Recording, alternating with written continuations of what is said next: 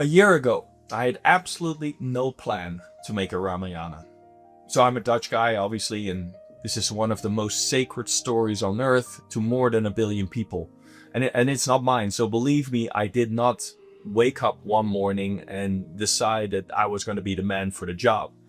But over about a year, like a few things quietly stacked up on top of each other. And by the end of them, I could not do it. So let me tell you how exactly that happened. So the first seed got planted many years ago, probably about more than 25 years ago, and I didn't even notice. So I was sitting doing a Vipassana, one of those 10-day silent retreats. And in the evening talks, like the teacher, the man named S.N. Goenka, kept coming back to the Ramayana. And there was one thing that he said that like lodged into me and never really left. Hey guys, just a very quick one. And I just want to say this straight to you. So we don't work with investors. We don't have a big studio. So right now, honestly, it's just me and Subrata and Subrata's team.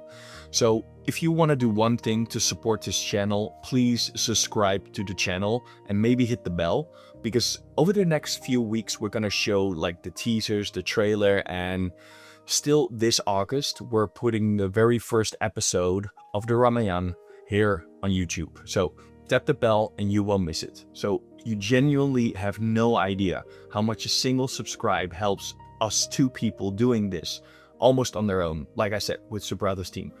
And if you want to go a little bit further, head to pathofwonders.com. There are just a few courses up there and I'll tell you more about them soon. But honestly, almost all of them have a little piece of India in them. That's it. Just thank you for being here this early and let's continue with the video. So in most stories, when a king dies, the brothers fight over the throne, like there's blood, there's betrayal, you know. And in the Ramayana, it's the opposite. So you got two brothers and each one is trying to give the throne to the other. So no, you should be king. No, you should be king. And one of them ends up ruling the entire kingdom by placing his brother's sandals on the throne and refusing to sit on it himself. And I remember sitting there in silence thinking, what kind of a culture writes a hero like that? You know, I wanted to understand that culture. So the second seed, like a friend handed me a copy of the Ramayana years ago.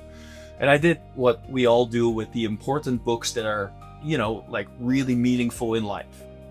Put it on the shelf and promise myself I'd read it, you know, someday. And underneath all of that was this thing that I've carried for a long time. And it was almost a frustration that in the West we were handed the Greeks and the Romans, and this entire other half of human history was just basically left out. You know, the Upanishads, the Bhagavad Gita, the whole Mahabharata, and especially the Bhagavad Gita, which is the book that Oppenheimer quoted watching the first atomic bomb go off. And some of the deepest thinking about consciousness that human beings have ever done. And most of us were, you know, never even shown the door to that. And I've also spent years like going deep into the teachings of the Buddha, who, and like a lot of people in India will tell you this, is counted as part of the very same divine line as Rama. So I would spend years quietly trying to bridge that, East and West, and I just had no idea the Ramayana was about to become the bridge. So the third thing was the trailer dropped, and this was the first Ramayana trailer, probably about 4 months ago or 5 months ago, and I watched it, and something just went off in me. And I turned to the guy I make everything with, which is Subrata from Nexxus Studios, and I said, dude, have you ever seen this? I said that to a man in India who loves the Ramayana. And he was like, come on, have I seen the Ramayana trailer? Every Indian has seen the Ramayana trailer, obviously. And after that, like, Subrata went quiet for a second. And then he told me something about himself that I didn't really know. I mean, I knew a little bit. He said that the Ramayana wasn't just a story to him, that he'd like already quietly been making things like Hanuman pieces on his own for years. And this was secretly the dream of his whole life. So I'm going to let him tell you that part himself, because it's his to tell. But in that moment, I realized the person sitting right across from me, well, you know, on the other side of the Zoom meeting, had been waiting his entire life for someone just to say, like me, let's do it. Let's go for it. So I asked him the real question, should we make the Ramayana? And immediately we ran straight into the thing that kind of scared me, because how do you bring a Western audience into the story that is sacred to people in India? And the story that people pray to, where Rama isn't just a character, but he's God. And I didn't want to be like one of those Westerner who takes, something holy and just bends it out of shape and to make it relatable. There are already different versions like Valmiki, Tulsidas, The Legend of Prince Rama, and I have no business rewriting a single line of any of them. So we made one decision, and I think it's the whole key to this thing. We wouldn't change anything about the Ramayana. We would stay as close to the original, to Valmiki, as we possibly could. And I mean that literally every single chapter, and I'm checking it against Valmiki because I want this to be something you could actually, put in front of a classroom, something real Sanskrit scholars could look at and say, yes, this is faithful. Because there have been beautiful versions before, like the one that I just mentioned, like the old animated Legend Prince Rama did a wonderful job. But this story is so sacred to India that for someone from the outside, someone like me, to even attempt it, it just cannot be good. It has to be right, and it has to be better. So we would not touch the Ramayana itself. We would just try to find a way to let you walk into it. And that's where Bodhi came in. If you know some of our other courses, you already know Bodhi. So he's one of our characters, a kid from America whose family originally comes from India. So it's a boy standing with one foot in each world, which is exactly the bridge. Because, here's something that quietly bothered me. So this story has basically never really lived in English, except for, of course, The Legend of Prince Rama. And why would it? Because it's not an English story. But that means there are millions and millions of people outside of India, and a lot of them with Indian blood, kids and grown-ups who don't speak a single word of Hindi, who've been cut off from one of the greatest stories their own heritage has ever produced. Now, Bodhi is those people. And underneath the whole thing, there's just really one question I couldn't really let go of. So how does a boy born in the West with India in his blood find his way home to a place he has never actually been? So here's basically what we built. So Bodhi obviously lives in the United States, and one night he has a dream. And in the dream he hears 3 words, Jai Shri Ram, and he wakes up. And there's this old book waiting for him on the bookshelf, like the Ramayana, and he knows the way that you know things in dreams, that he has to read it. And he opens it, reads it, and then he falls asleep over it, and he falls straight into the story. And he's not alone, so he calls his friend Zara. Some of you know Zara from the other courses. So her grandmother is from India. She's already spent time in Varanasi. That's one of the other courses that we have, like Inheritance Quest. So the two of them go in together. But this doesn't only happen inside the dream. So in the waking world, Bodhi and Zara are in Varanasi. And Bodhi arrives knowing almost nothing. He doesn't speak the language, he doesn't know the customs. And slowly, the place itself starts teaching him what no book ever could. Bhakti, which is devotion. So there's a whole episode where basically the two of them just get pulled into an Indian wedding and end up genuinely, I'm not going to say that because it's going to be funny, but I didn't want this to be nothing but gods and war. I wanted it to breathe.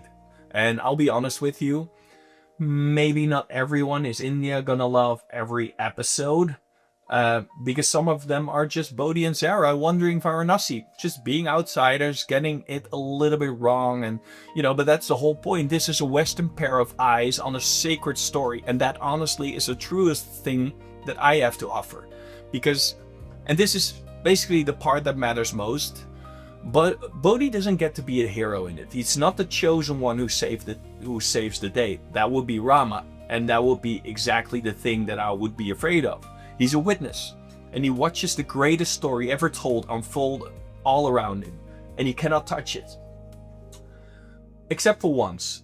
So there is this moment when the armies are building the bridge to Lanka, so everybody knows which scene I'm talking about, and they're carrying stones to the sea one after another to reach the island where Sita is held. And by now, Bodhi has started to feel something that he cannot explain. Devotion, bhakti. And he wants desperately to help, to be part of it. So he goes to the bridge and he bends down and he tries to lift a stone, to help building the bridge. And he can't. It won't move. He isn't ready. And the vision breaks. And honestly, the one idea cracked the whole thing open, because back in Varanasi, Bodhi meets a sadhu, like a holy man, and they sit by the fire. And what slowly becomes clear is that Bodhi isn't worthy yet to receive the rest, because after the bridge comes the war. And 7 or I think maybe even 10 episodes of it, you'll see it. But it's the heaviest and the hardest part of the entire story, and you don't just get handed that. So here's this moment where Bodhi sits and he stares into the fire and he goes through some sort of initiation and earning the right to even witness the war. And I remember when that idea arrived, thinking, this isn't really a course anymore. This is something else entirely.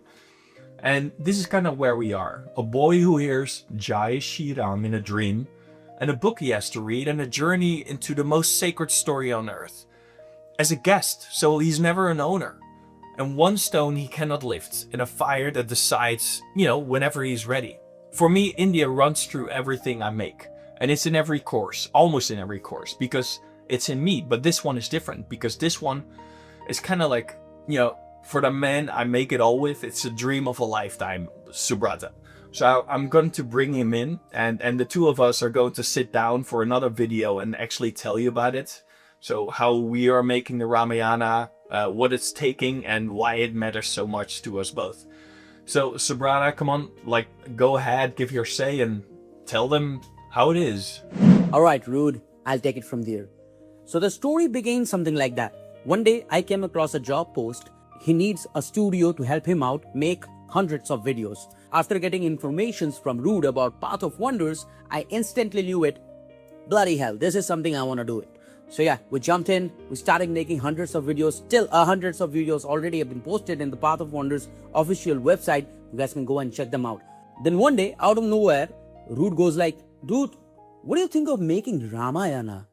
And I was like, oh, man, come on, you know Ramayana?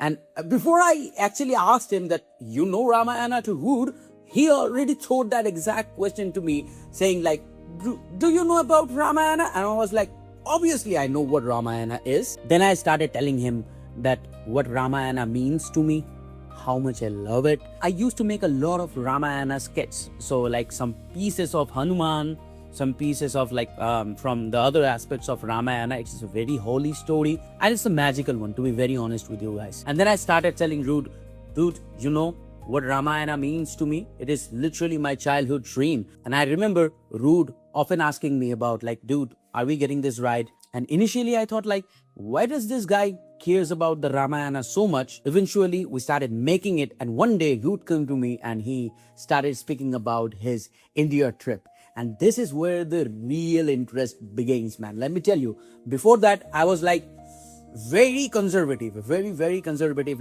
Yeah, I'm making a Ramayana, that's good. This is my childhood dream, good enough. But yeah, don't take me otherwise, guys. Making a Ramayana with a Western person sometimes might backfire with Indian sentiments. You guys won't believe, Rude literally told me some of the little details of Jatayu. Rude told me the name of Jatayu's brother, which is Sampati. I was literally blown up, man. To be very honest, not a lot of Indians know the name of Jatayu's brother itself. And then I look at the scripts.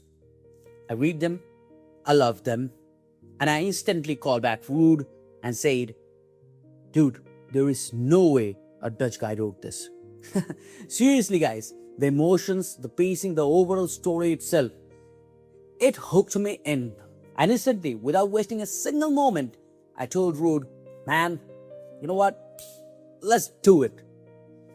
And we eventually started making the Ramayana itself. See guys, I have to be very honest with all of you. We're not making any flashy visual effects, CGI driven movie of a Ramayana. It's not like that. We're trying our absolute best to stay to the true Valmiki Ramayana while making it something the whole world can experience. And then there is Bodhi. I'm not going to spoil that, because I think Rude should tell the story about Bodhi himself. But what I can say, that Bodhi is special. Through Bodhi, you literally experience the entire Ramayana happening in front of your own eyes, as if you are just a part of the story. Like you're actually there on that era, witnessing the ancient history of India, the greatest stories of India unfolding in front of your eyes, watching Rama, watching Hanuman, watching Sita. And that was the experience we've been chasing from since day one. See guys, this isn't just another project for us. It's our dream. It's my dream. It's Rude's dream. And we are giving everything that we have got to this project.